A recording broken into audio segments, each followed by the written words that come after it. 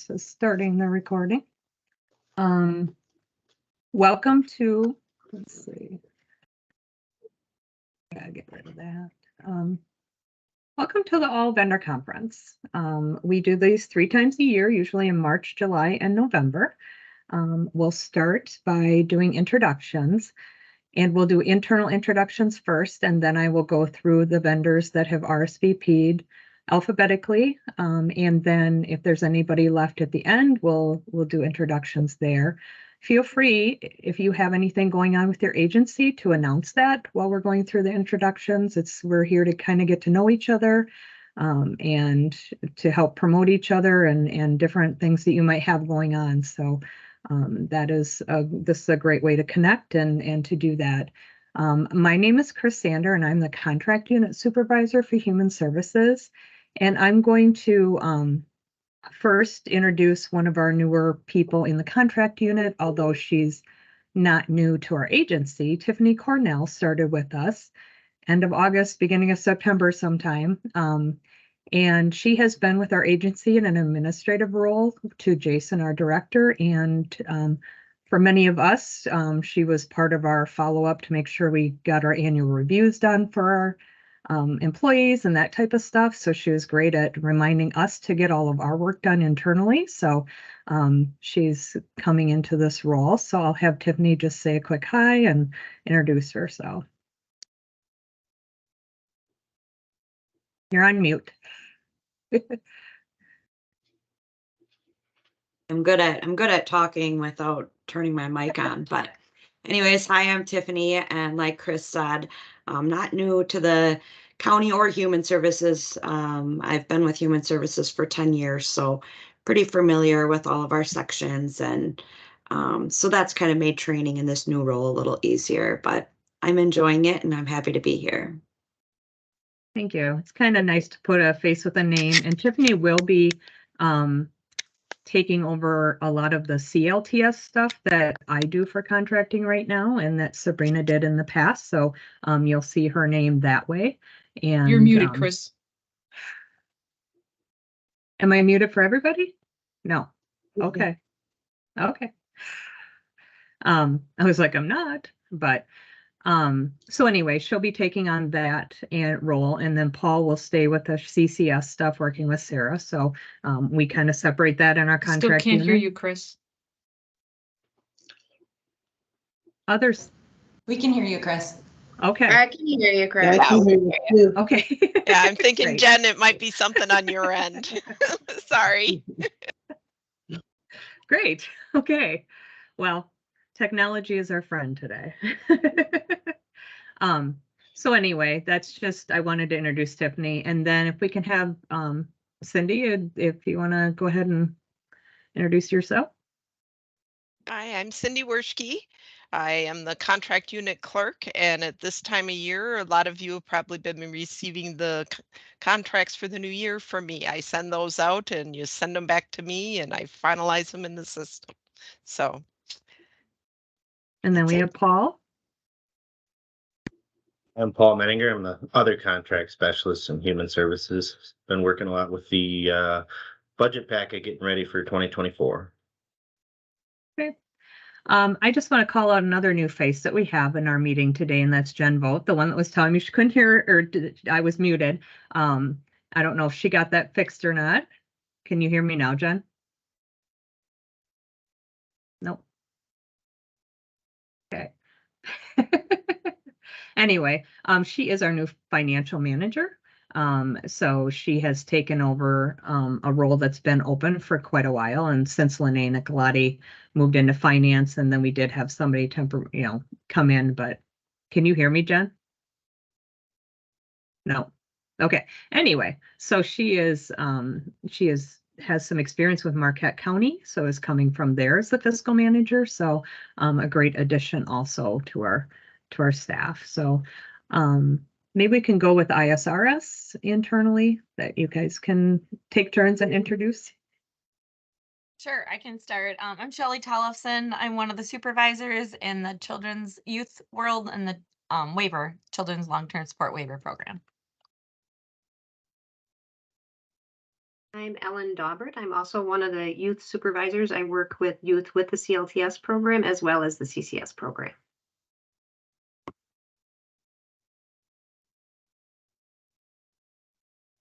I'm Ryan Ross. I am with the CCS program and kind of help a lot with training and technical support and daily operations type stuff. I'm Sarah Moore-Schauser. I am the administrative supervisor for the CCS program here in La Crosse, and I work primarily with vendors, vendor contracting, so hopefully I'm a familiar face to a lot of you.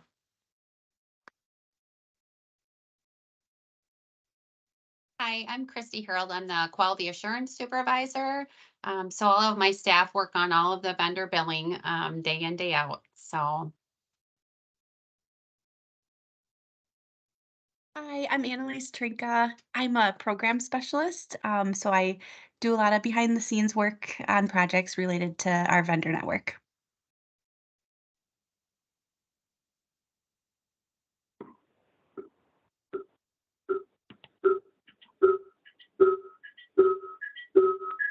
Any other internal staff? I'm just sending out a last minute calendar invite over here, so. Okay, then we're going to move forward with the vendors. Like I said, I'll do alphabetical order. And once we get to the bottom of that, then we'll have everybody that we hadn't called on raise your hand, and we'll go through those. So Adams and Associates. Hi, I'm Sue Johnson, and we don't have a whole lot of updates. We continue to do the Watts reviews and have outstanding staff that are out there working on those. So, Okay, AJ Falkers. I am Amanda Falkers. I'm the director and owner of AJ Falkers Counseling. As far as updates, we will be bringing a couple of more individuals on to be able to provide services starting in January. Okay. Aptive. Good morning. My name is Lisa Duncanson. I'm a director of services here at Aptive. Home base for us is in La Crosse, and we're also in Black River Falls.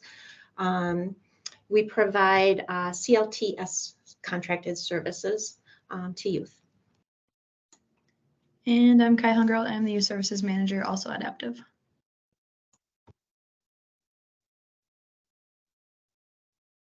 Attic.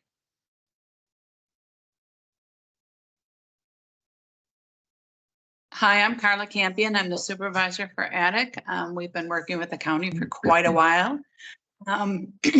No current updates, but always looking to provide more service if possible. Thank you. Black.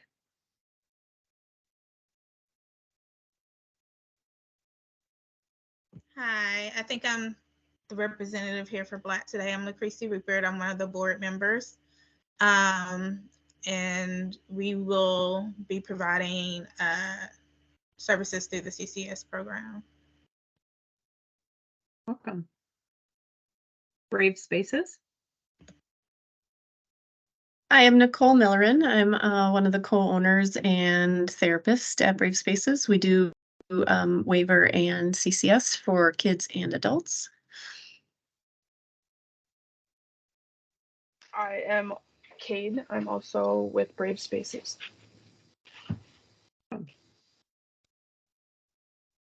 Catholic Charities of La Crosse. Hi, I'm Charity. I'm the finance coordinator for Catholic Charities of La Crosse, and I'm here on behalf of the agency today. Catholic Charities of Madison.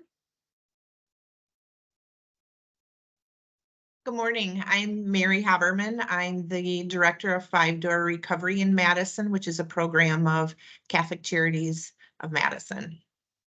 Welcome. Thank you. CC We Adapt. Hi, my name is Eli Tripp from CC We Adapt. I do contract management as well as program development and a mentor there. And we do CCS, CLTS respite, and we are very excited to be bringing on therapy services as well.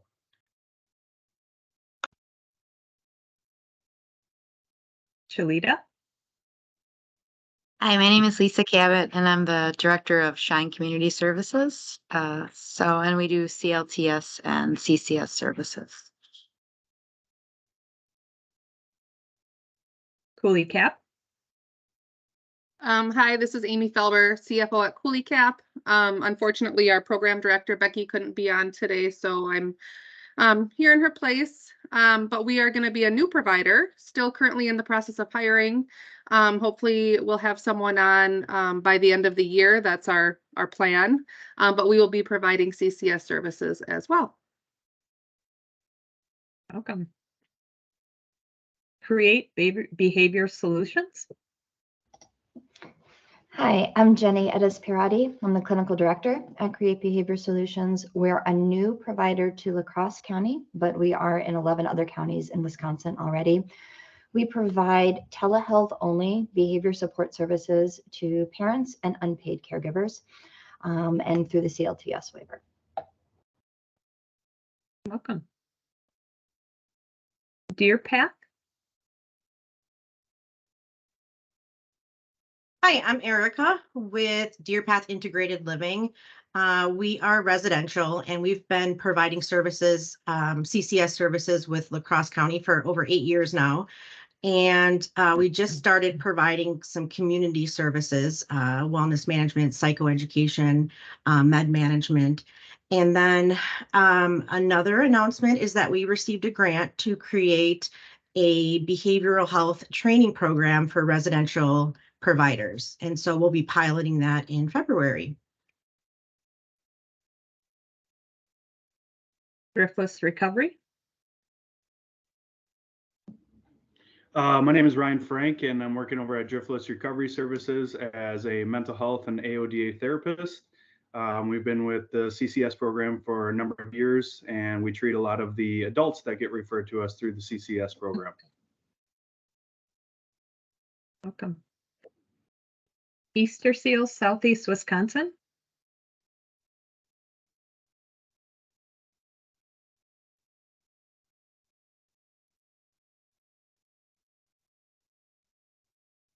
Essential Skills? Hello, my name is Bill Humphrey. I'm with Essential Skills in Viroqua, Wisconsin. I've been with the consortium for about 5 years. I work with young adults and adults in wellness management and independent living skills. My background is in outdoor education, and mostly I focus on substance use issues and mindfulness in the outdoor setting. Family and Children's Center? Good morning. This is Ann McDonald. I'm the CFO at Family and Children's Center. We provide CCS and CLTS and CSP. Thank you. And I'm Kelly Dagenhart. I'm a program supervisor for Family and Children's Center. I oversee our supported employment program and our skills program, working with both CCS and CLTS. Good morning. I'm Mary Jacobson. I am the Wisconsin Director of Programs at Family and Children's Center, and I oversee all of the CCS funded programs as well as CLTS.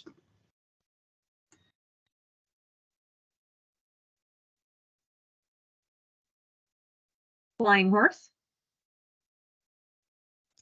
Good morning. I'm Lisa Carmichael, and I head up the Equine Assisted Learning Program for youth here at Flying Horse Zero. Game U?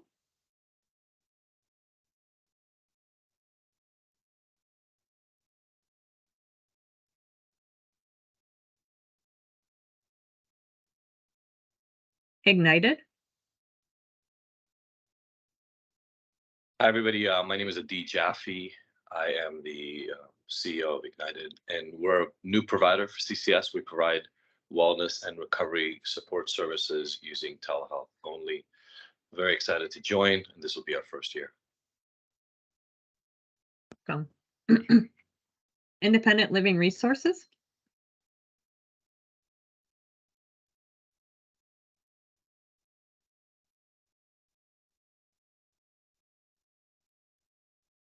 I did see somebody pop up on the screen. That's somebody else with Ignited. Did you want to introduce yourself? Yeah. Brian, you want to Hey introduce yourself? guys, my name is Brian Mosley. I'm the project manager at Ignited. So projects overall and operations. Thank you. All right, I'm going to say Independent Living Resources one more time.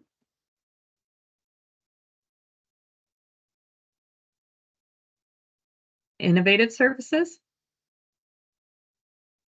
Hi, I'm Vanessa Hudson. I'm the CCS administrator for Innovative Services.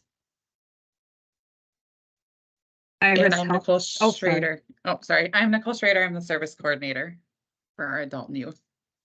Thank you. Iris Health Clinic. Hi, I am Alta. I am one of the administrators. We provide residential and outpatient services for adults with suffering with SUDS. Thank you. Lakeview.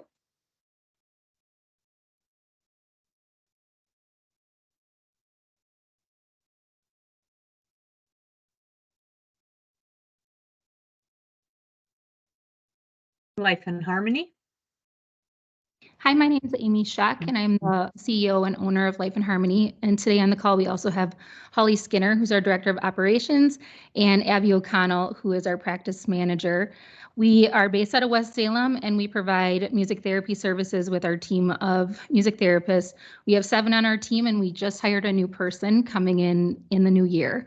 We have outreaches in Viroqua, Tomah, and Black River Falls, and we contract with CLTS and CCS for wellness and recovery. Thanks.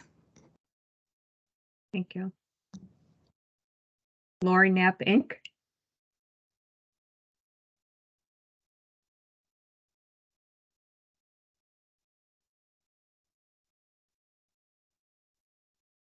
Mindful Way. Hi, I'm Nikki Durst. I am the owner and mentor of Mindful Way Adventures. I am a new vendor, so this is my first time being on a vendor conference meeting, and I provide CCS services and will be providing CLTS as well. Thank you. Welcome. Nystrom Counseling. Hi, everyone. My name is Amber Wenzel. I'm our Vice President of Operations for the state of Wisconsin. For Nystrom, with our non-CCS clients, we provide both outpatient therapy and psychiatry or medication management. And in addition to La Crosse, we have 8 clinics across the state of Wisconsin. And right now we have immediate availability for both services, both remote and in person. Thank you. Parenting Peer. Hi, I'm Bailey. I provide peer parent support for CCS and the crisis unit. I help parents navigate systems and empower them in their school meetings and pieces like that. And I am going to be adding parenting peers to my team soon in this next coming year. Thank you. Salvation Army.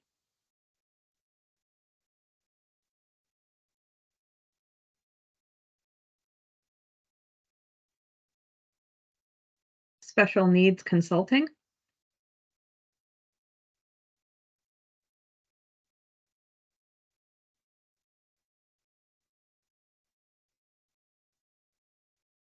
I skipped over Rocky Hill.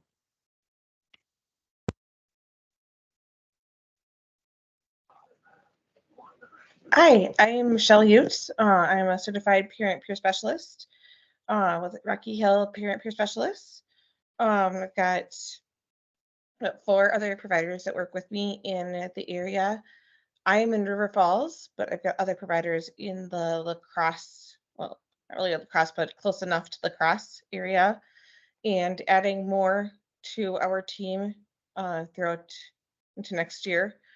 All certified peer and peer specialists, and we support families working with them through their mental health and substance use journeys with their children and themselves. We do have openings. We have a contract with the consortium, the Lacrosse Consortium, but haven't had any referrals yet. Looking forward to getting that started. Thank you. Siemens?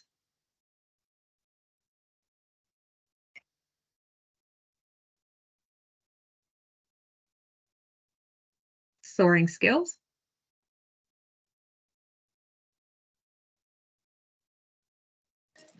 Hi, I'm Bernadette Grabowskis, and I'm here on behalf of Soaring Skills. Thank you. Stein? Good morning. This is Kim Stein, and I'm the clinic administrator, and we provide outpatient, in-home, NMT and PRA risk assessments and custody. We work with custody cases out of our Brond office in Alaska.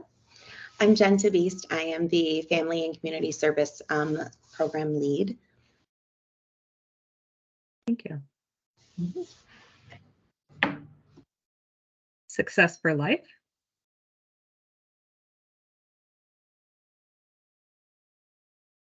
Oh, you're muted. I guess I need to take my sound and make it work. I am the program administrator for Wisconsin. We are a Colorado-based company. We not only work with CLTS and CSS to provide in-home help for our young people, but we also have a school contract with the La Crosse School District to help kids tutor and get their grades up to where they need to be. So we've been with you guys since June or July, I believe, of this year, and we're slowly growing. We've also now gotten the other two river counties, Vernon and Crawford. So we're looking forward to serving them as well. I'm very excited to be part of the vendor conference as well. We are expanding. We have 2 new hires starting hopefully in the next couple of weeks. So we're looking forward to growing. The Parenting Place? Good morning. I'm Marilyn with the Parenting Place. We provide family peer support specialist services for CLTS and CCS. Thank you. Trailways? Good morning. I'm Angie Grogan. I am a partner and the director of operations for Trailways, and we provide CCS services for the RIC region for youth and adults. Bark? Good morning. I'm Shelby Neubauer. I'm the Director of Client Services at BARC. We provide CCS and CLTS services to adults and youth. One update that we have is we are hosting our 2nd annual New Year's Eve Gala, which is a fundraising event for our youth programming. It's held in La Crosse at the waterfront. If anyone is interested, we have more information on our Facebook page.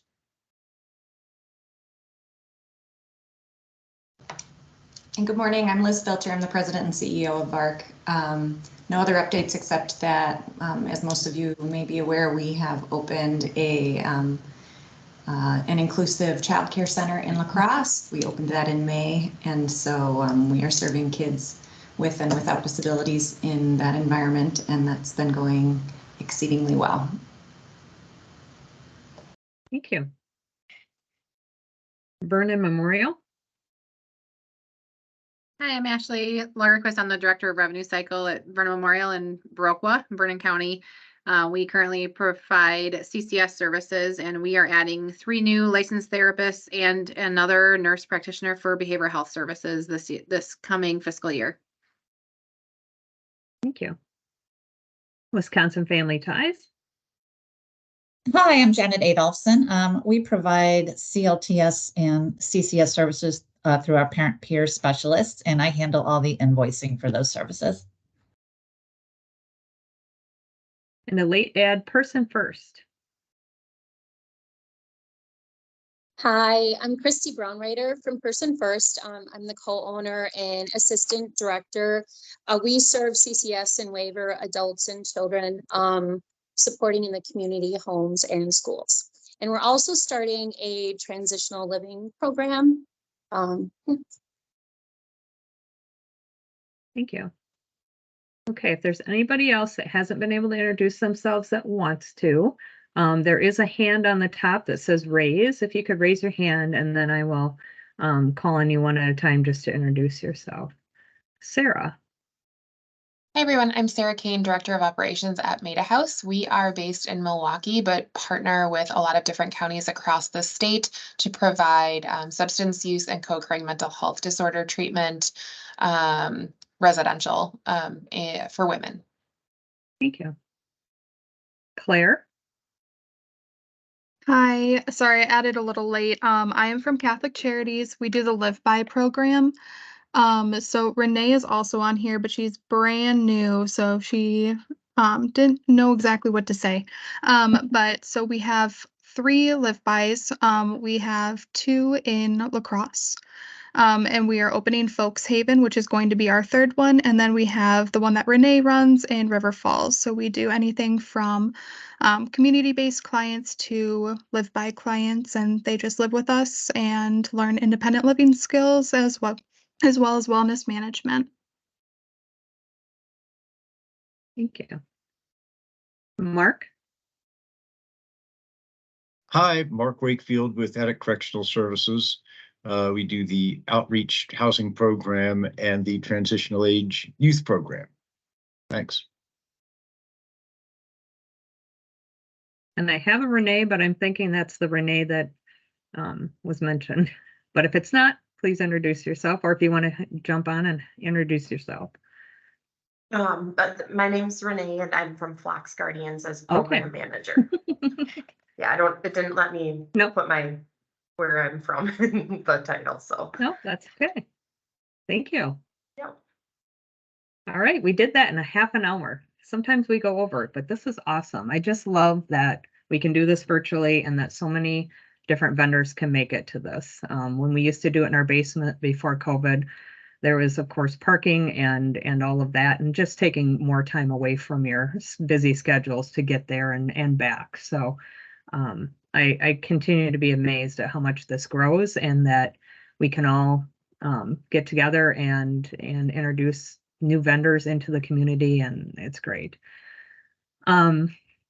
Okay, so the next thing on the agenda is the Human Services budget for 2024.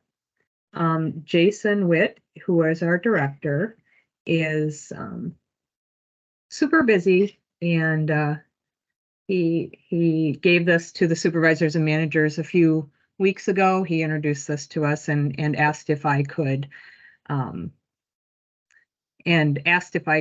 present this to everyone. So not a lot of changes in the 2024 budget, but we also have a deputy director who is out on maternity leave and will be back in a couple weeks. So Jason's kind of juggling a lot right now. So he just asked if I could present this to everybody. So I do have a PowerPoint that I'm going to share my screen. And I haven't done PowerPoint in a long time, so I even practiced a little bit. So so basically, what our budget is there's not a lot of changes to the 2024 budget, but we'll do just kind of a high level description, highlights, and then future focus where things to watch for in our community. So the first is a high level focus. So basically the 2024 budget is just giving us a cost to continue. So we're not adding any big initiatives. We're not taking anything big away. We're just trying to continue into the future. And some of the focus areas are intervention, integration across our sections, which I know we've been working on this for years, but we're seeing a different management setup that allows for the different integrations into the sections. Deeper connections into the community, growing collaboration with our health department, and being an anti-racist organization, and then also defining and actualizing our role in ending homelessness. And I know Jason's been really involved in the homelessness initiative, which is one of the reasons he couldn't make it today. So some of the highlights of our budget, he just gave us a history of kind of what we've needed for levy in the past, what 2024 levy is going to be, and it's just up by a little under $500,000.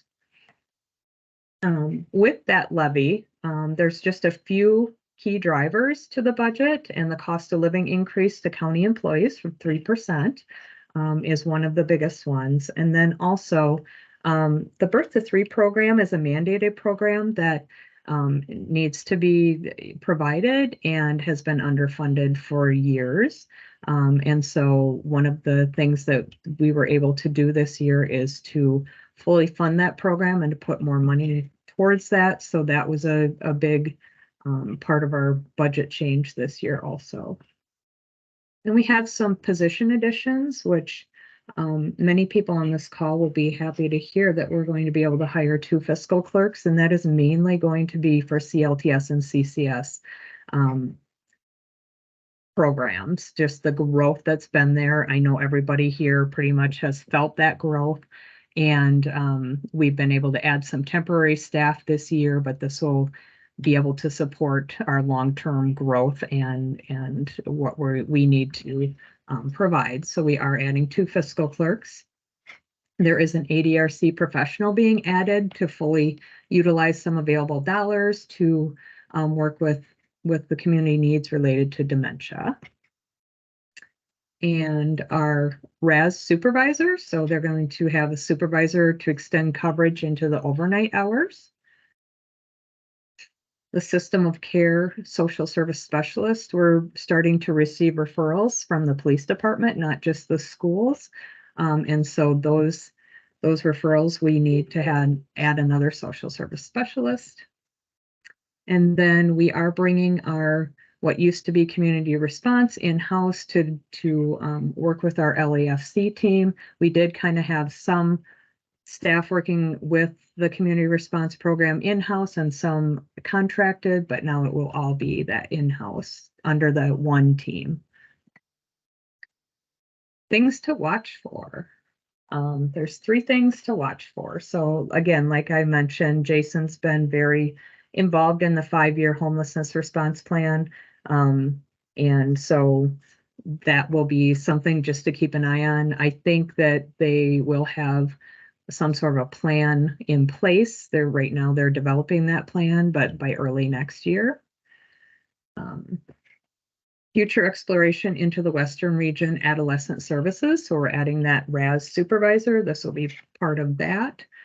And then also just reimagining human services. And the way Jason put that to me is we're coming out of COVID and we're just starting to look at how we're serving the community. And we're really starting to look at every different section and just kind of reimagine how we can serve the community versus how we have been in the past few years. So that is something to just watch for. And that is the end of his presentation. Again, it's pretty, let's see, stop sharing here. It was pretty bare bones and basically just kind of cost to continue. So nothing new and huge in the budget. Hopefully some things to support, again, our growth in CCS and CLTS has, we've felt that in every section of our agency. So that is what I have for that. So then I don't know if there's any questions. I'm not sure I would be able to answer any questions, but if anybody had a burning question, they could put it in the chat and I could take that back to Jason too. So the next section is our children's long-term support waiver. Hi, this is Shelley. I'm going to just mention a few things. I won't spend a lot of time in CLTS unless you guys have questions. As Chris had mentioned, we are growing considerably. We have currently 638 kids in the CLTS program, and many of those are duly enrolled kids in both CCS and CLTS. But that is the total. That's a much larger number than we've had previous years, and it continues to grow. And so that means we have additional social workers that have started with us. We have about 27 social workers in the youth world that do both waiver and CCS. So you may see some new faces that are doing referrals to your agencies. We've been trying to keep enrollment going. We have state requirements. It did go from 30 days from initial eligibility from 30 days to 45 days. So it gives us a little more time. Over the past year, what we've done is we changed 2 of our social work positions into triage social work positions. So they are dedicated solely to pulling those kids that had functional screens completed and eligible to just doing enrollments into CLTS. So we stay timely with the new state guidelines of 45 days, where, you know, previous years we had kids on wait lists for many years, up to 2-3 years to get kids into programming. So that's moving in the right direction. We're trying to stay in compliance. Our numbers are starting to kind of level out. We're getting on top of the compliance issues with our added staffing, so that's helpful. So what you may see is there's 2 social workers, Brandy Slosser and Sammy Young. They are primarily just opening kids and doing the initial enrollments, and they may do referrals to your agencies to get things moving and get that first ISP going, but they won't be the permanent social worker for your kids that they could be referring to a service at your agencies. And then typically we're opening just to CLTS first, and if they're duly eligible, we wouldn't be looking to CCS immediately if waiver can meet those needs, and assess the CCS needs at 6 months. If there is an immediate need, we will look at that sooner with our MHPs, but that at least gets kids going with some case management right away. And then we're trying to shift those kids over to a permanent social worker within 2 to 3 months after Brandy and Sammy open those kids to waiver. So with that being said, something we have been noticing is that for providers that provide daily living skills and counseling and therapeutic services, the progress those 2 services require providers to submit written reports at a minimum of every 6 months. And I know I've shared through the years with different providers, newer providers, just a template that is an example, but you don't have to use any specific report. It can be generated from your own agency, but it has to be at least in writing to this county waiver agency every 6 months. So that's a little bit different than, obviously, CCS has more detailed reporting. We have to have that to the specific support and service coordinator that's in CLTS with that child. So it can be sent directly to the worker. And so when we do outcome sharing forms off of whatever outcome is determined with the family from the ISP, so the initial ISP, when that is signed and sent to the essential provider, that would kind of trigger that 6 months to start then. So like the provider that provides those services, to know that within 6 months, a report needs to be sent to that worker that sent that outcome sharing sheet. Now, we have had a lot of cases transfer as we've onboarded new workers, so it's kind of hard to just give a running list to vendors of which social worker has which child. But we've been trying to be real clear with our workers too, to reach out to the vendors to let them know if they've taken over a child for another social worker, that they're the person to send those to. So if we can kind of work more together about getting those, they kind of get lost in the shuffle otherwise. But does anybody have any questions on that? It's not a formal anything like a specific progress report template you have to use, but we do have a guided one if somebody wants that. I've shared that at different all vendor meetings.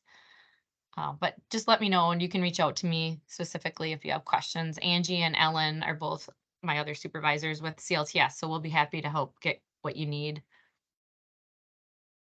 Otherwise, those are my big updates. Ellen, did you have anything else for CLTS, or anybody have questions for us? The other thing, Annalise Trenka is working with me. We're updating our CLTS training log. Ones that you guys have had in previous years, that you continue to send in annually with new staff you've trained through the year.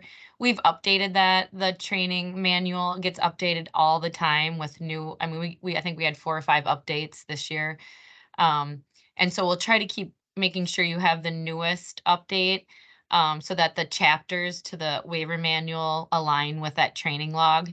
And if you need ongoing ones, let's say you hire staff regularly and you always have new staff each year, we'll make sure we're developing a new mailing so you know that we are requiring those. And if you don't get them, then you know that you aren't required to submit. So for instance, if you're just 1 or 2 people in your agency for CLTS and you've already sent that initial training log, you don't have to do that ongoing. So we're kind of working on a better system for that too, and making sure you have the most current updated log when you need to send those in. That's all I have. Okay. Next on the agenda is CCS. Hi, everybody. I'm going to start us off here, but Ryan and Ellen will jump in as well. So awesome to see so many people on, like Chris was saying. We are definitely growing in CCS and CLTS. And it's been quite the year. What you may have noticed is that our growth has definitely had us or required us here at CCS to slow down a bit and take a look at our infrastructure to ensure that we're able to support our growth. So that is something that we've been doing a lot in the last several months.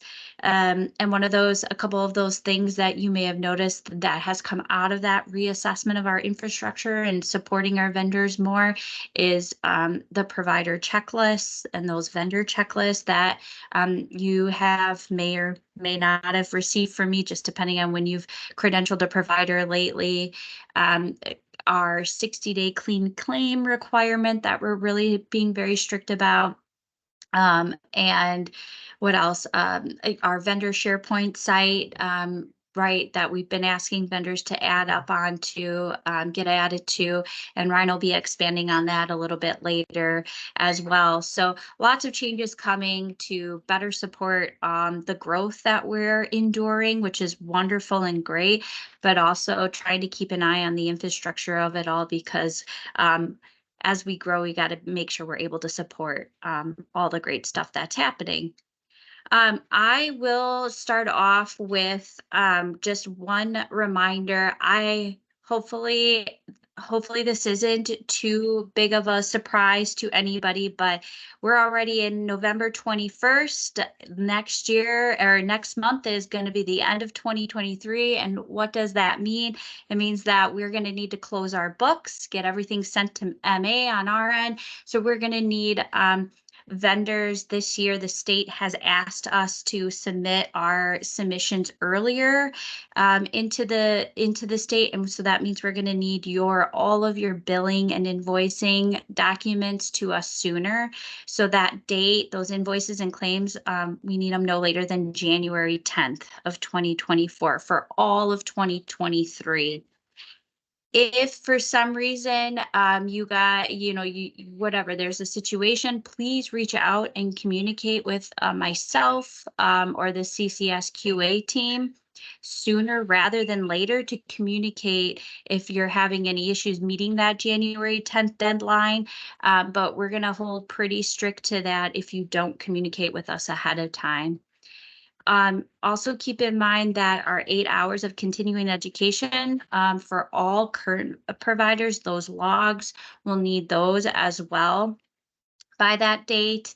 And then all our supervision logs. So remember, though I know that I've been trying to remind everybody along the way that your clinical supervisions are coming due. So if you haven't done it already, take some time, count up your clinical supervision hours for CCS providers only to ensure that you have the right ratio. So it's different if you're a licensed clinician, you have a different ratio than those who are not a licensed clinician. And please feel free to ask questions if you need any support in that. If you go to our RIC SharePoint site, we do have a training log. We like when vendors use the RIC CCS training log. It makes it so much easier for us to like consistency and speed of process to read through those logs and make sure. However, I do realize a lot of vendors are credentialed in other consortiums or counties, so we're not going to say no to other logs. But just know that if we do have questions about trainings and logs and trying to be able to understand it, just know that's just because so that we can understand what training you took and ensure that it meets the requirements. So we prefer you use our RIC training log, but it's not necessary and you can access that. There is also a clinical supervision log that you can access as well, so feel free to use that. We like when people use those too because it helps us read your logs easier. I am going to pass it off to Ellen here. She's going to share some updates as well. Yes, good morning, everyone. I'm going to talk a little bit about how we're returning after we've had all the protocols and things with COVID in place. We're kind of going back to the pre-COVID approaches to how we're serving with our consumers. Keeping in mind that CCS is a clinical treatment program around mental health and AODA needs for our consumers. And just reminders that as providers, you're required by CCS state statute to have that have primary clinical supervision that is providing guidance on a daily interaction and session plans. And that's what Sarah was referencing, the clinical supervision logs, making sure that everyone has one of those showing that they're getting those needs met through a clinical supervisor. In addition, with that is also staff are all required to have that clinical level of service training. So the documentation of those training logs that show the requirements that meet those needs to serve and provide services for our consumers. So thinking about those and just reminders on those. In addition, when we think of things around our service, they have to be clinically necessary. And there's a document that will be sent out after this around the DHS 101.03 around that definition of what that medical necessity is. So you'll get some information that you can review on that. So if you have questions after, you can feel free to follow up with us in our supervisor email box or to any one of us, or even to one of the MHPs if you have questions around things. The emphasis, what we're emphasizing and encouragement is the use of having kind of some standardized or, curriculums or evidence-based approaches of the work that you're doing with consumers. We've been hearing that more from the state of looking at that to have that guidance and support of the work that we're doing with consumers. Trying to keep in mind that it's not solely for, set up as for a convenience, like kind of just providing services that are just, social setting, socials, getting out socially, that it has to have an impact or connection in regards to their mental health recovery needs or their AODA needs. So always keeping that in mind. And also kind of getting back to how we're serving our consumers. I know we do use telehealth in that, but we also have to keep in mind that how we're serving is not just solely for the convenience of a person, whether it be the provider, the family, or the consumer directly. It should be utilized as the best practice. What is the best practice to get your services to that consumer to meet the need that is being requested or asked for by the service provider who's putting you on the plan to provide those services. Additionally, we know that our mental health practitioners or MHPs, we call them, they review and they make a determination of need for all services that are CCS services. So they have to sign off on that clinically to show that it is a clinically needed service on the plan. So they will review all plans and updates to determine and help consult on that to see that that is the purpose that it's serving for. So you might hear more of that. You might hear more consultation around that. You might hear more talk about that at team meetings.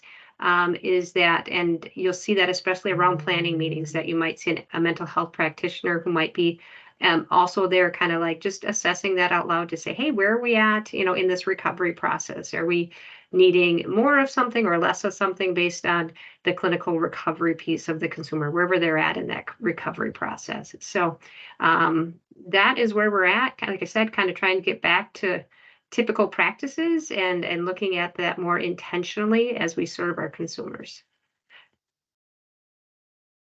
I think I'm going to pass this off. Next step is to Ryan. Yes. So I may just strategically pause if there are questions or thoughts or even just digesting some information. So before I take us one step further into policy, some policy review.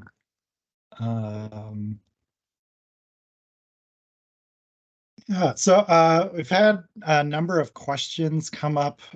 Two themes in the last few months have related around travel and CCS services in schools. So just going to do a summary of these two policies. The travel policy we are updating for Rick, just as COVID unwinding is happening and more guidance is coming out from state and federal entities on how does this work in a post-COVID world where telehealth is more allowable and people might be working from home and brick and mortar offices may not always be the standard for folks. So we'll send out a copy of the full policy after the meeting, but just kind of hitting some highlights on some of these things. So looking at the travel policy, CCS, we can bill for travel if there's an in-person session that is happening on the other end. We can't bill travel for any telehealth services, but if you're seeing somebody, for sure, you certainly can. Medicaid and OIG, the Office of Inspector General, have really been leaning in a lot more now that we're on the back end of COVID around Medicaid waste and abuse, meaning how are we spending dollars and reimbursing folks? I know we just finished up a little spot check audit from Medicaid last week. So they are looking into things, but just to comment on how this shows up. So Medicaid waste, a lot of definitions around it, but this is being inefficient with our resources and our allocation of resources. So things that they're looking for is, if we're billing travel or even billing a session, was it needed? Why was it needed? And really being clear in our documentation of what was the purpose and intent of having this session, kind of linking back to Ellen's conversation about clinical need. Is it just for the convenience? Is it just to do social outlets and diversionary supports? Or is there something that we're working towards and building progress towards something? So those are things that we're looking at. Medicaid abuse tends to come up a lot more. Informally, this is kind of like we're trying to bend the rules and find the loopholes as best we can to just to make sure that we have enough funds coming in.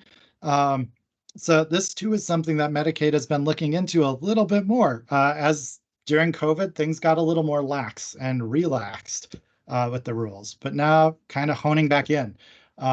So when we're talking about travel in particular, some practical examples might be, hey, I took the longer route so that I could get more money or incur more billing. So pre-COVID, this was often referred to as the, bill whichever location is closer, your home or the office. So that's where this one came from.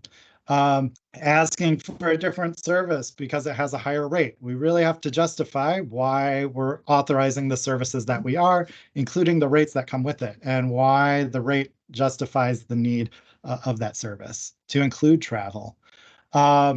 And making sure that, everything is justified on the plan. So again, been doing a lot of coaching, especially for those that came to the notes and billing training over the last few months, really talking about if it's not written on the plan, either in time authorized or interventions authorized, we should really be mindful about what we're doing, because if it's not justified, it may become an audit issue. So just being really mindful about that.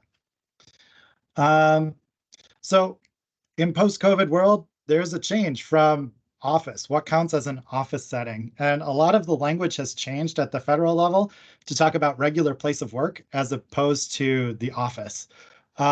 So how this is shifting is a person's regular place of work is where they spend a majority of their time conducting their services. So I know some of you might be working completely from home and doing only telehealth. I know we had a provider on earlier who's out of state and only doing telehealth. That is their regular place of work, is their home office. Some of you are going out and traveling and meeting folks in the community or in the home. Some of you have physical offices. Where are you doing all of your work, or a majority of your work? That is the question as we talk about the regular place of work. So home offices could be included in that if that's where you're doing most of your work and services from. One of the things that still remains, though, is we cannot bill time that would include commute to our regular place of work. So if you are starting at home and then driving into an agency or satellite office or leased office space, we cannot bill for the time it takes to travel for you to get to work. That is a personal expense that does not get billed out to Medicaid. Okay. One of the things that has changed a little bit is two places of work. If you are traveling between office spaces or regular places of work, there is now an allowance that you can bill for the commute time between two offices with the condition that you have a CCS contact on both ends. So where this may come up for some of you is, I know several of the agencies on right now have an office in La Crosse. You may see a consumer in the La Crosse office or the La Crosse area, and then you have to drive to your Sparta branch office to go see another consumer. You are in the vehicle traveling to go conduct another service session, and so you can bill for that time. Previous to COVID, there was like the, nope, you're commuting to an office setting, we don't pay for commute time, and that wasn't allowable. But this is a new opening that has come up.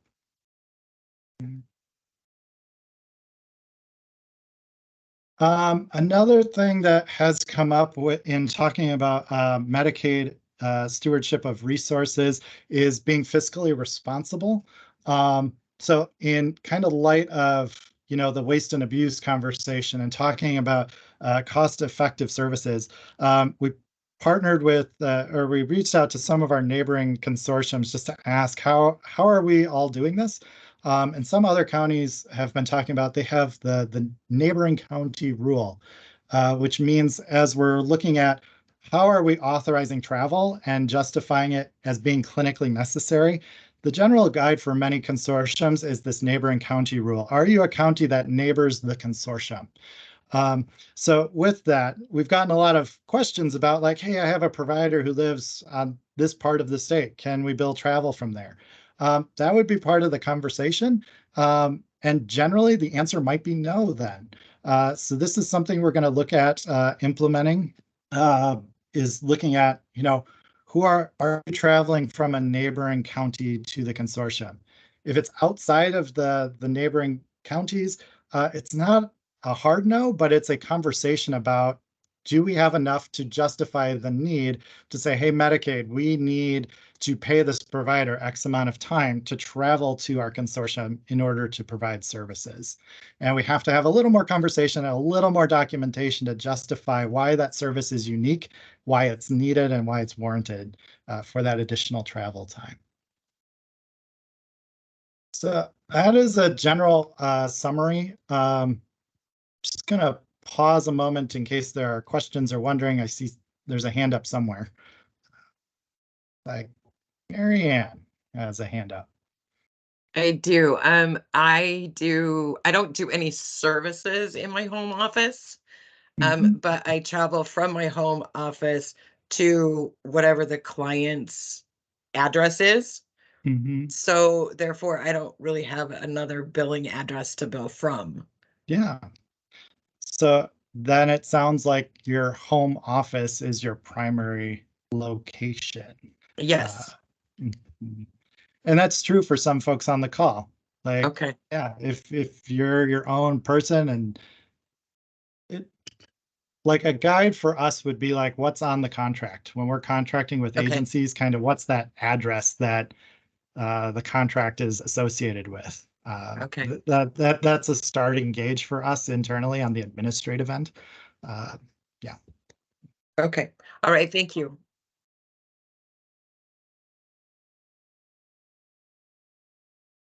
Good question.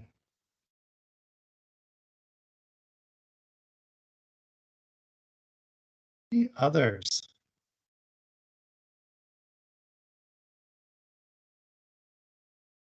We'll move ahead a little bit.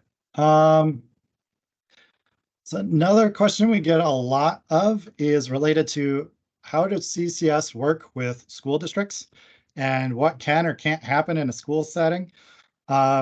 So for this, just going to review a policy that came out in 2018 that hasn't changed.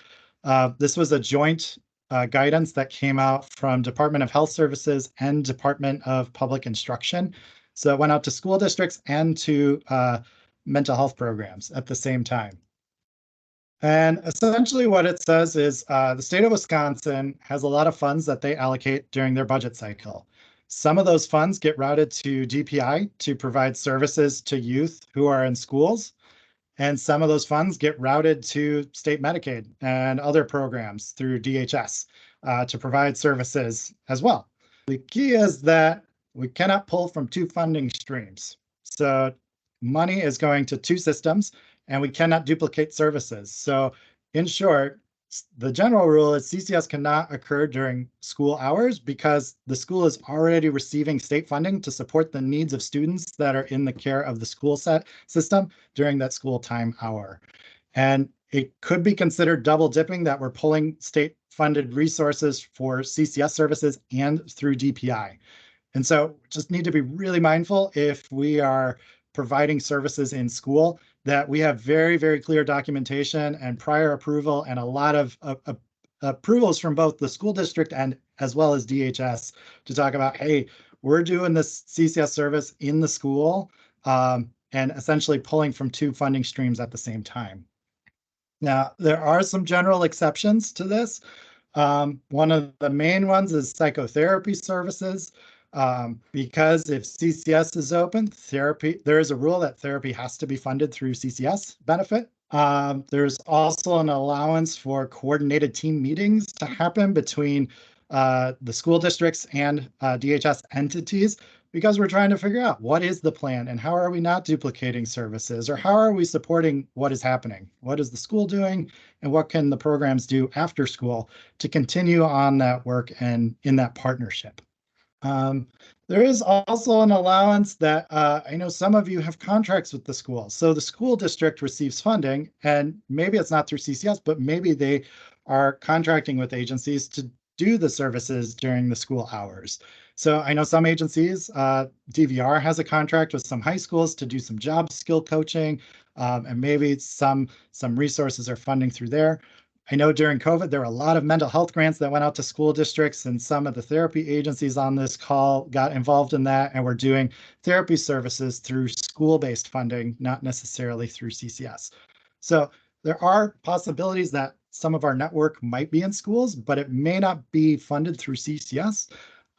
There are some other exceptions because it's a 5-page guidance document that talks about if this, then this, rare limited exceptions, but again, those should be very few and far between and well discussed with the treatment team, both on the school side and on the CCS DHS side to get prior approval before going into the schools during the school hours. So again, just wanting to summarize that. Yeah, seems like there's questions or wonderings. Ryan, Kim Stein is asking, what about private schools? That is a good question. And I don't know that I have a quick answer for that one because the memo came from DPI. It is a good question though, Kim. May have to do some more research.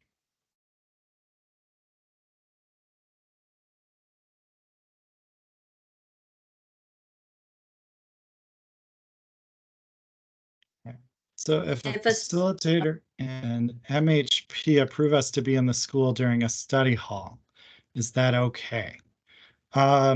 So yes, if you've talked it through with your team and you have a plan in place, it is allowable. The thing to keep in mind though is the memo guidance says if CCS is going in during school hours, that we have to have an exit strategy, and then it has to be short term. It cannot be ongoing long term. So there may be scenarios where it's like, yep, we're going to go in to help for a few weeks, but then we're stepping out and backing out for a transition period or to assist with something very particular. There are some possibilities for that.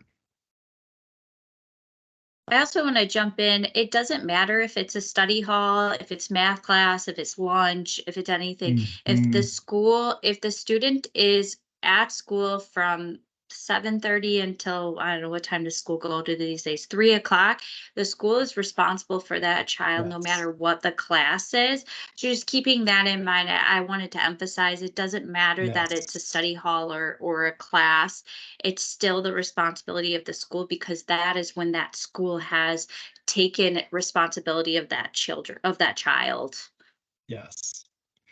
And that is part of our guidance from DHS, is that if there are needs at school, our responsibility is to ask for an IEP meeting or a school meeting to talk about how do we meet the needs of the youth during the school hours.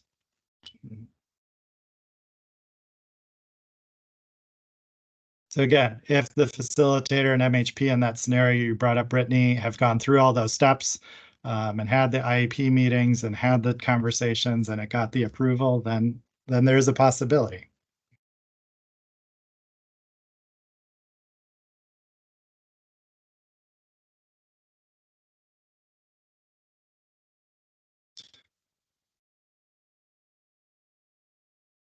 Okay, I think that's it for policy review at this moment. So guess another one. We'll pass it over to Sarah to talk about providers. So as I was mentioning at the beginning of the updates, we are trying to streamline our systems to ensure, because of the growth, we are getting lots of new provider requests, and like many of you said on this call, you're looking to grow and add providers to your agencies, and that means provider credentialing on our end, and all of the infrastructure that goes with that. And so this growth is awesome and wonderful news, because at the end of the day, it means that our consumers are getting services and getting their mental health and substance use recovery needs met. But in order to take in all of that growth and support the infrastructure that goes along with that, CCS is a very heavy paperwork program. Fortunately and unfortunately, I guess, we are looking at our processes, our internal processes, so that we can make them more streamlined, to ensure that we're not missing documents, we're not we're getting what we need from a audit standpoint, and not having to come back to the vendors years later. A lot of times, Ryan referenced an audit that we just had. Well, they audit 2021. I'm not sure about what many of the vendors here, but I wonder how much turnover you've had between now and 2021. And so that is something we're trying to keep our eye on, is to come back to a vendor and say, hey, hey, Jennifer Vogt, you're a provider from 2021. They're missing X, Y, and Z documents. And Jen's looking at me sideways like they left over 2 years ago. Well, unfortunately, the auditor doesn't care. And if we're missing those documents, it means that we're out of compliance and we have to pay that, recoup that money back. And I don't want that. We don't want to get there. We just want to, we want to make sure that we're getting all of that documentation and getting what we need on the front end so that we're not chasing it on the back end and all the time and energy and headaches that go with all of it. So as I preface all that, one of the ways in which we're doing that is making sure that we're submitting all of provider documentation. So moving forward, there may be some lingering vendors out there who providers, if you have a provider that you've been working with to get credentialed, we're going to give you some time, but moving forward as of December 1st, we're going to put a hard line on any provider with any vendor agency, if you're billing, but you have not gotten a specific email from our QA team stating that they're good to go, they're fully credentialed, which would mean that we have all of the required documentation. If the provider bills before they've submitted all of that credentialing documentation, we will be denying any units prior to them being fully credentialed. So please do not have providers start billing for CCS services until you have a confirmed email verification saying your provider we've received all of your provider documents.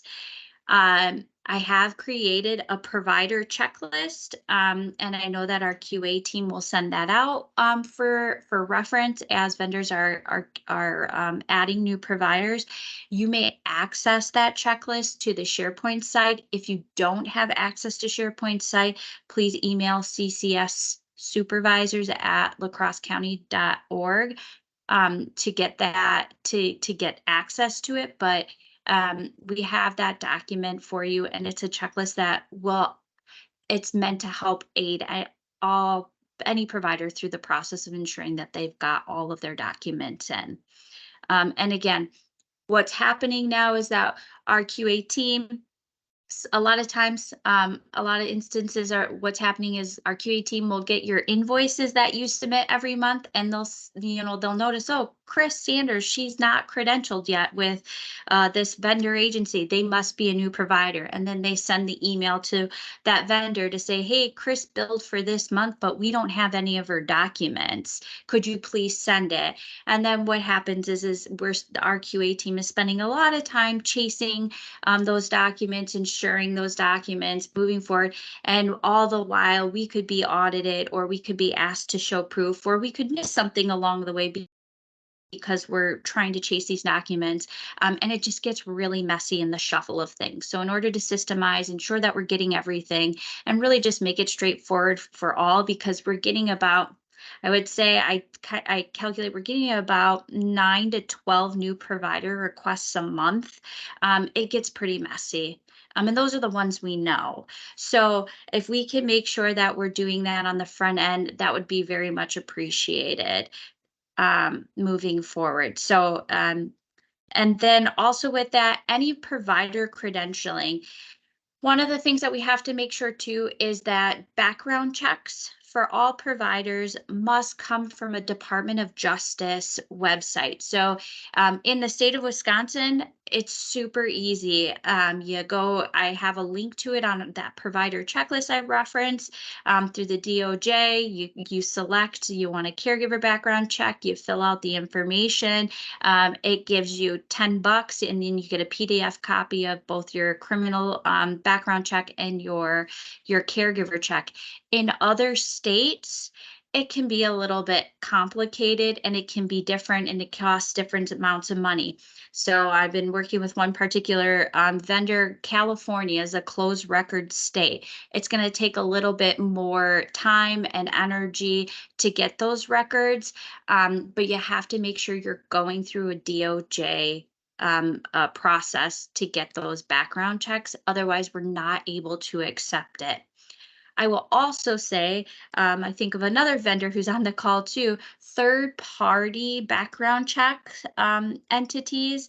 Those are allowable. I will admit, I don't know all of the companies that do background checks. So I know of two. One just recently was brought to me, but Castle Bridge, it's Castle something. If it's that one I know is a good one. And then Presidium. Those are two third-party background checks that are approved and are able to you're able to submit. So if you're using a third-party background check outside of those two, just give me a heads up, and I'll take a look. And I've been trying to keep a list of those third parties so that our QA team knows that they're okay to use. So just keep a couple of things in mind, because I know that those can be really helpful for agencies.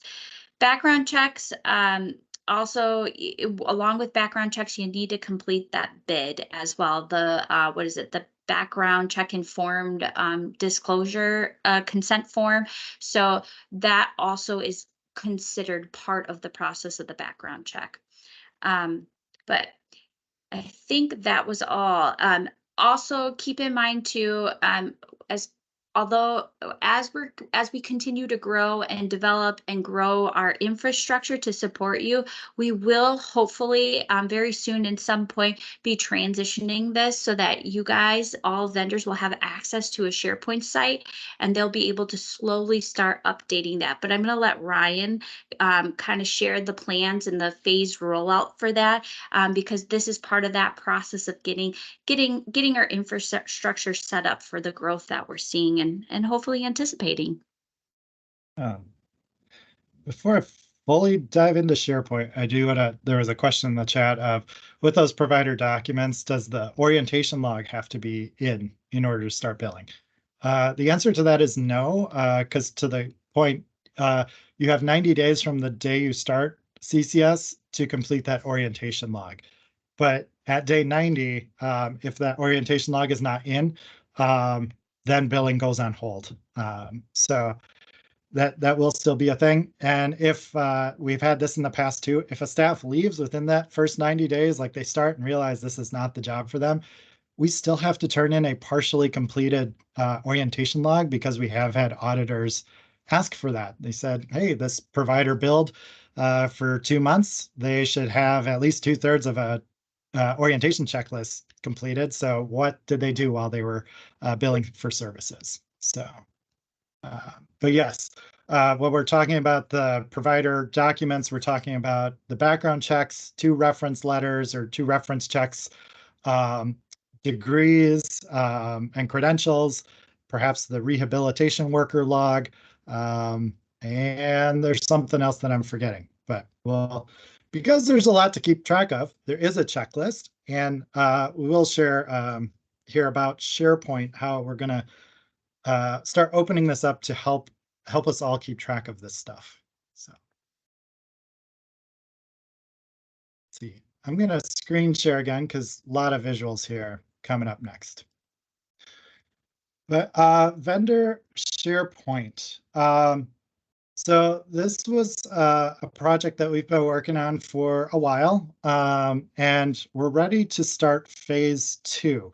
So last year, at the beginning of the year, we started the rollout of phase 1 with vendors, where the idea was we wanted a central spot for all information related to CCS. So year 1 or phase 1 was getting vendors on board and into the SharePoint site and sharing general information. So right now, if you go out there, like we're talking about, there's checklists, there's training information, there's template logs for like training documents and supervision logs and policy manuals, just very general information just to get people introduced to the idea of SharePoint. We're ready to start rolling out phase 2 next year. Once we get all the year-end stuff wrapped up. Phase 2 is going to be where we start opening things up for you all as providers to start uploading information. The idea being is that we want to reduce the amount of confidential information being emailed back and forth between the counties, and putting it more on a secure server. So that is part of the idea. It's also hard. I don't know about you, but we get a lot of emails and it's like, oh yeah, that one email from that one date, and trying to find that one email is hard. Whereas if we can just upload it, you can see what we have access to, and we can see what you've put on there. And it's less about chasing emails and who sent it when. It'll just be in one spot for both parties to see what's out there. So that is what's coming starting next year, and just kind of do an overview of what this looks like, and then talk about how this will roll out.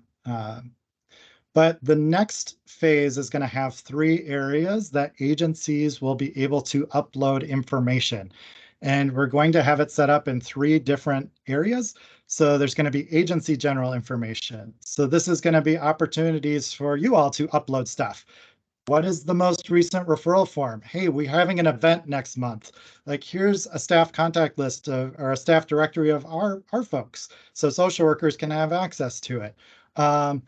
Here's the brochure for our program if anybody's interested on what we offer and who we work with.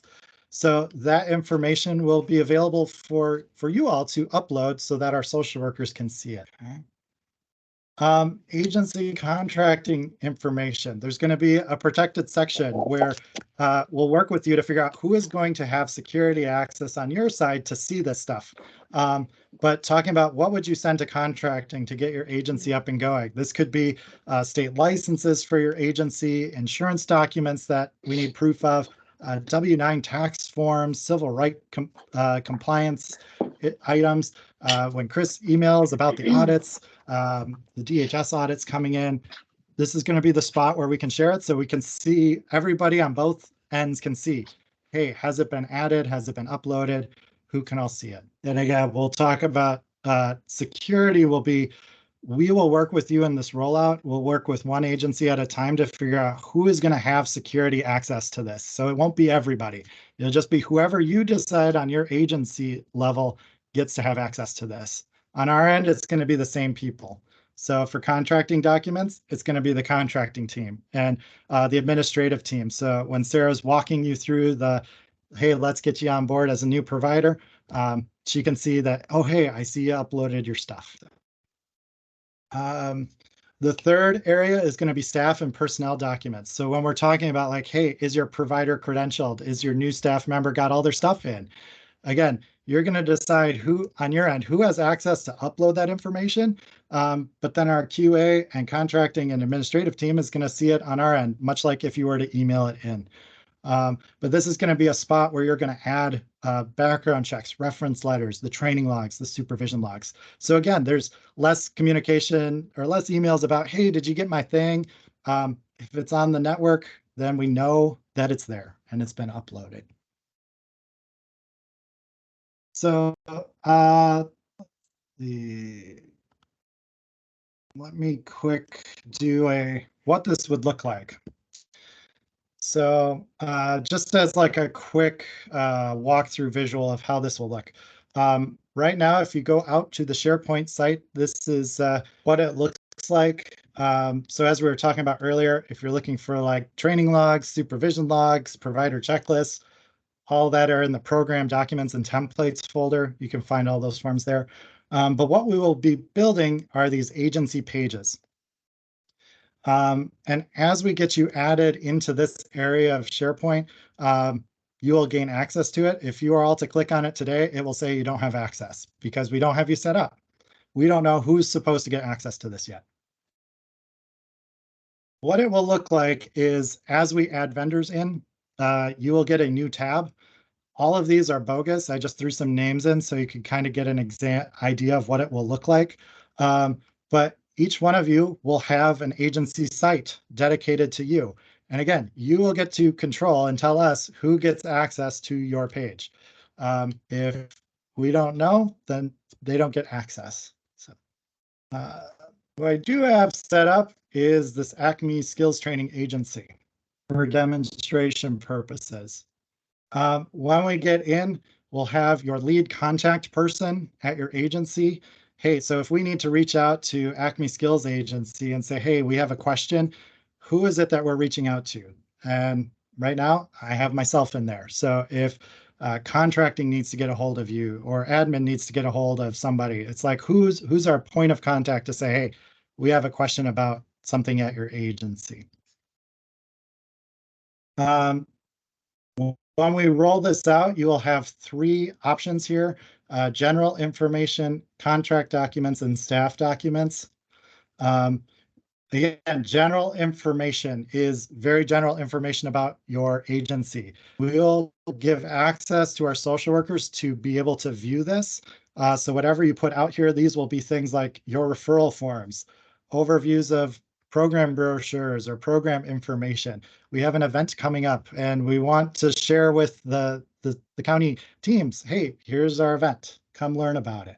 So could be whatever you want, but knowing that social workers, mental health professionals, supervisors will all be able to see whatever you put in there. We'll have a spot for agency contract documents. So again, this would be viewable by the contracting team and the administrative team, talking about things like your W-9 tax documents, audits, agency licenses, the general liability insurance, and all the various insurances that Chris Sander emails and the contracting team email about. So as opposed to, hey, did you turn that in yet? We are just going to go here and say, hey, look, they uploaded it and there it is.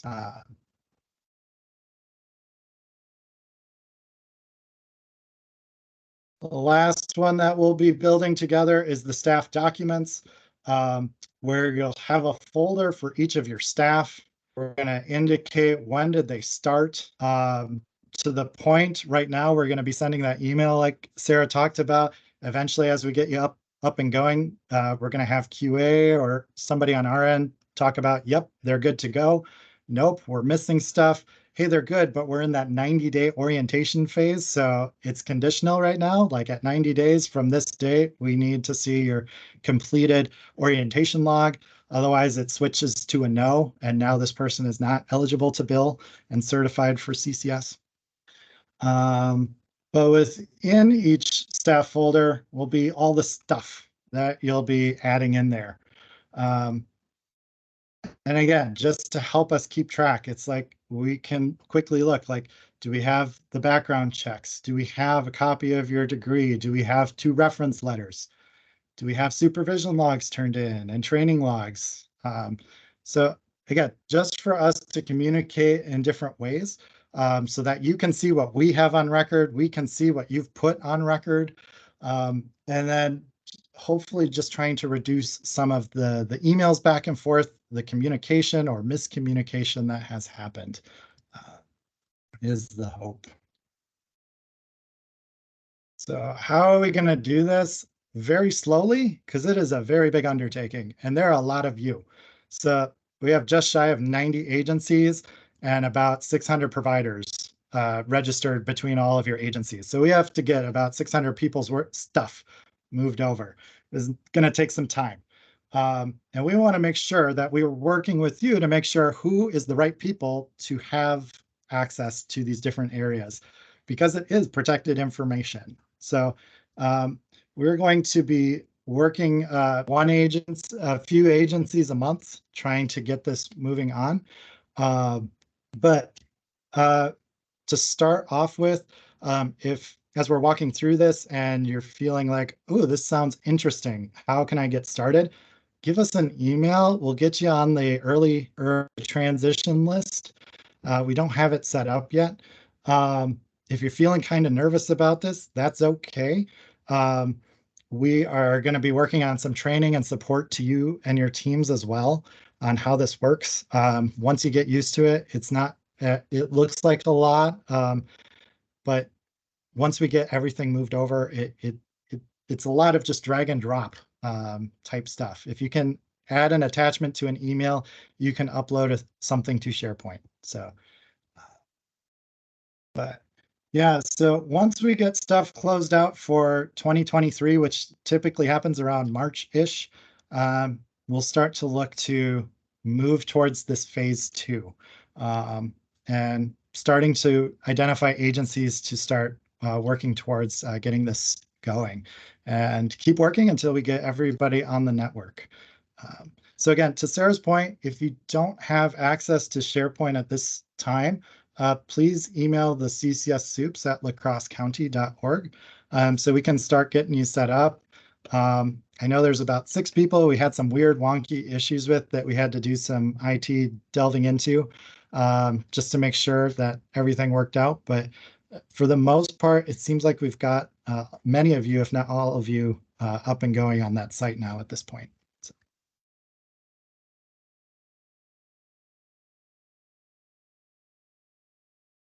This point, any other questions, feedback, comments, wonderings?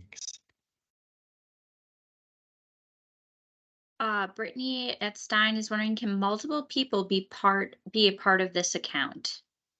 Yes, we will, so Brittany, because you put your name out there, what will happen is when we get to Stein, we'll set up a meeting and sit down and say, all right, Stein, who gets access to the general information account? Who's getting access to the contracting account of this site? Who gets access to the personnel documents account of this site? They could all be the same person. To be honest, I would appreciate that. It makes it easier. But you may also have 3 different people or 5 different people, and we'll figure that out and we'll work that out and build that out with you.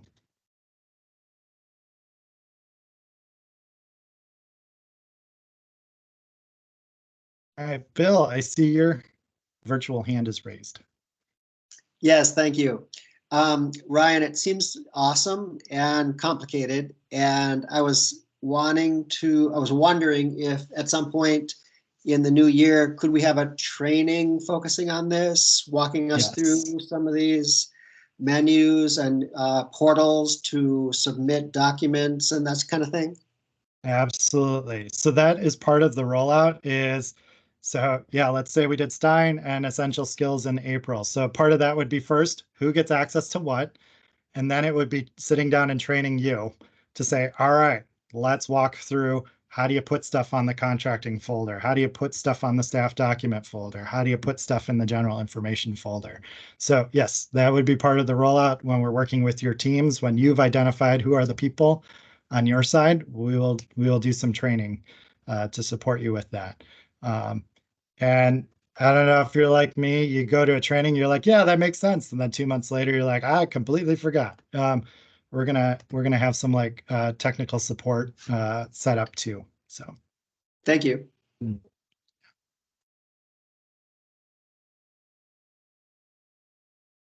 I'm gonna also add, while we're doing this, this transition of all the documents from our internal Drive system to SharePoint, we're gonna be going through an internal audit, our own internal audit, to ensure that as we're transitioning these documents, we have what we need. So, if you are one of the first agencies who want to volunteer to go be our guinea pig, we're gonna, as we're transitioning all of your staff's documents, we're going to ensure that we have everything we need. So if you all can be patient and kind with us as we work through that, and if we're emailing you, asking you for documents or asking questions, that's why. So that is also part of why this process will be slow, because we're hoping that as we transition, we can ensure that we have what we need, and if we don't, get it rectified before an actual real audit, and just kind of making sure that we clean up all the loose ends.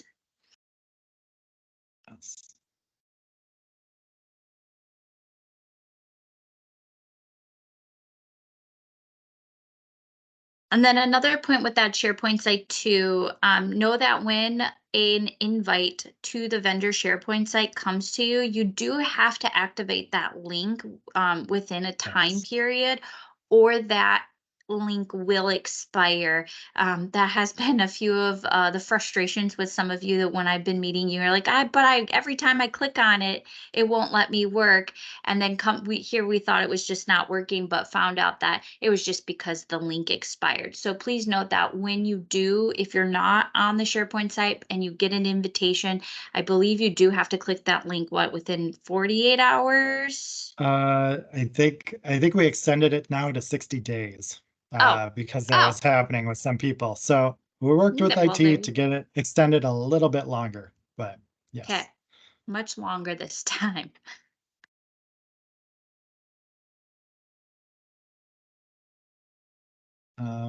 I do want to name too, for those of you that were observant, you may have saw phase 3 was fiscal information.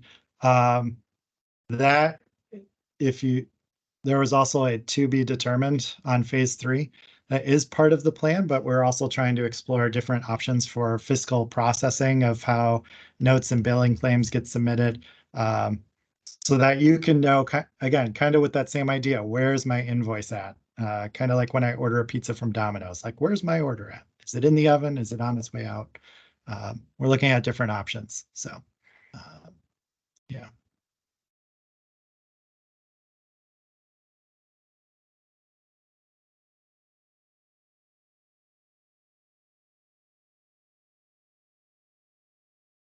Okay.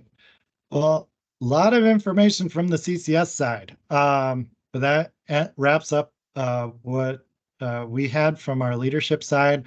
So again, just kind of want to have some recap because we did talk about it a lot. So from CCS, fiscally, we have to wrap up stuff for state pretty early. So for sure, as best as you can, January 10th is the due date for 2023 billing, continuing education, supervision logs. If January 10th is going to be an issue, please reach out to us so we can figure it out. Might be able to get it extended a little bit, but not terribly longer. We're spending a lot of time talking internally and externally about clinical necessity because we are a clinical treatment program, and getting back to or finding our new rhythm in post-COVID world about medically needed treatment services and what that means and how that shows up. And that impacts things like travel and how we interact with the school districts. Also with medical necessity and treatment programs is having qualified staff and making sure that we have all your documentation to accredit you to being a qualified staff member within the CCS program. So again, making sure that all the documents are in so that we can start that process and get you set up as a CCS billing provider within the network. And to kind of help with that, one of our big projects next year is migrating all that information to the vendor SharePoint site. So you can be clear on what you've submitted and we can be clear of what you have on file. So we all just are sharing the same information. So lots of stuff. But yeah, if there's other questions about any of those topics or any other conversation that might be appropriate for CCS at this point, we can open it up.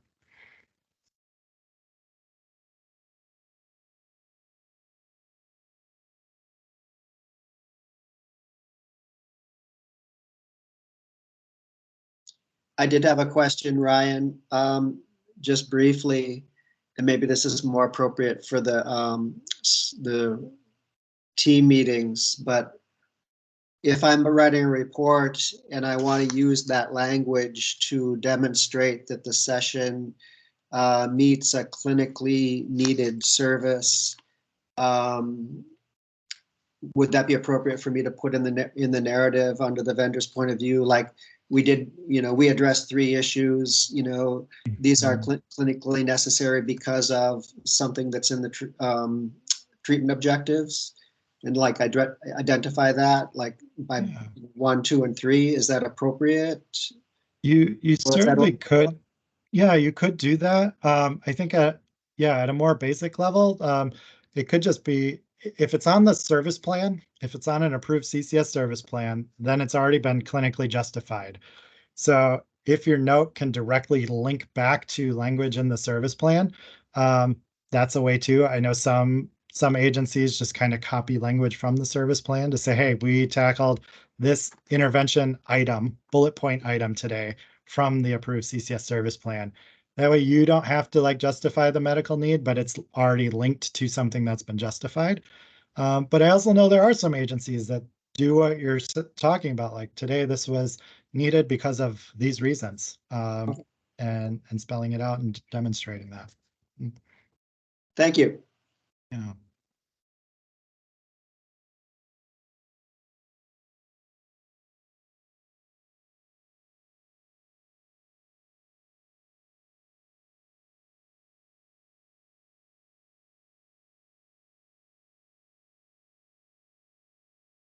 Any other questions for CCS? I have a question. If we have a provider who left like mid-year, you might have mentioned this, sorry if I missed it, but would we then like kind of prorate the training hours that are required for them? Let's say they were an ongoing CCS provider, so they have the 8 hours required and they left mid-year. Is it prorated or how does that work? Yeah. So you're talking about the 8 hours of continuing education. Yes. I don't know if we've ever been asked that in an audit. So it's kind of like, and where I bring this up is because as a licensed therapist, every 2 years for DSPS, we have to have training hours in to a certain number and topics.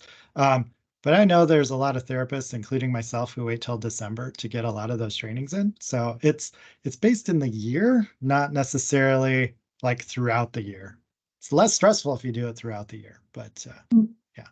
So annual continuing ed hours, it's not come up in an audit. 90-day orientation logs has come up. Okay. Thank you.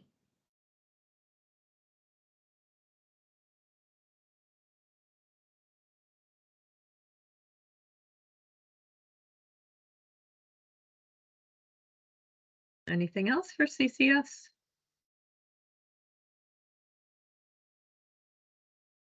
Okay, we have a chat. What happens if staff do not have the 8 CEU? That's a good question.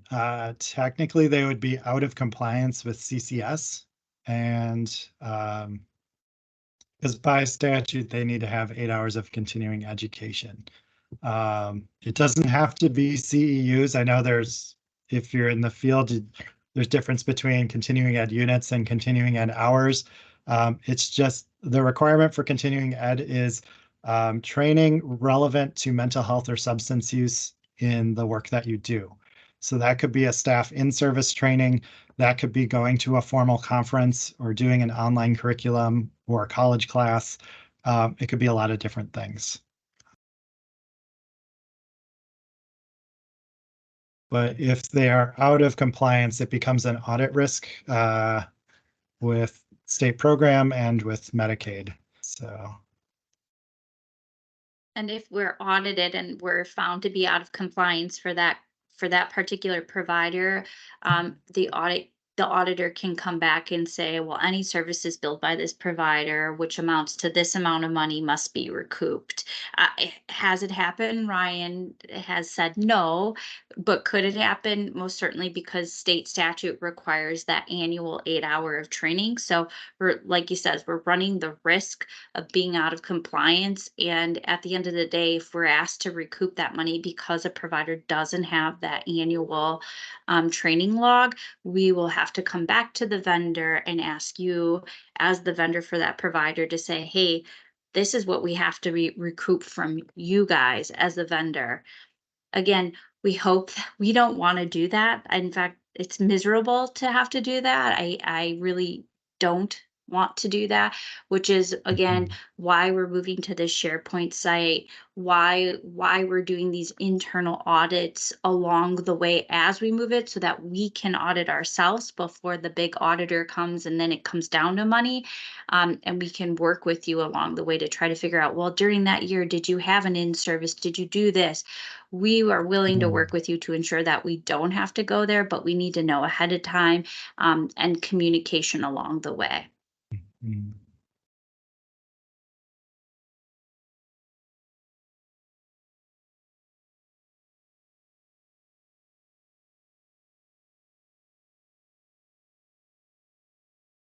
Anything else?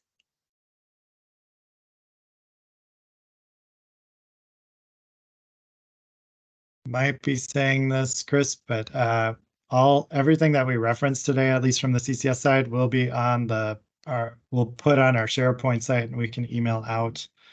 I know we are recording this meeting, so that'll get posted at some point too. So yeah, I would say within the next 2 weeks. It's going to with be the holiday. Yeah. Yeah. Same on the SharePoint side. It may take us a bit. It'll eventually get there. I just want to point out on the bottom of the agenda, there are the future 2024 all vendor conference dates, which are, and they're always at 10 a.m. March 12th, July 9th, and then November 19th. So those are the 3 dates that just kind of hold. I usually hold 10 to noon open. We usually get done before noon, but sometimes we don't. So any other questions for us?